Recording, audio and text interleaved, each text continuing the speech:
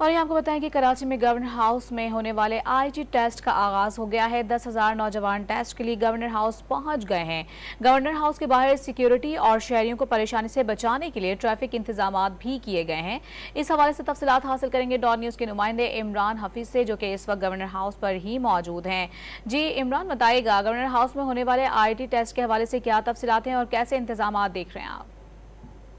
जी, आज governor house के अंदर आईटी टेस्ट का पहला मरहला जो है वो कुछ देर बाद यहाँ पर शुरू होगा, जिसके लिए यहाँ पर उम्मीदवार यहाँ पर आ रहे हैं और उनकी रहनुमाई के लिए यहाँ पर वॉलंटियर्स भी हैं। ये पैरम के अंदर तकरीबन 10,000 जो है वो उम्मीदवार यहाँ पर आज आईटी का टेस्ट देंगे।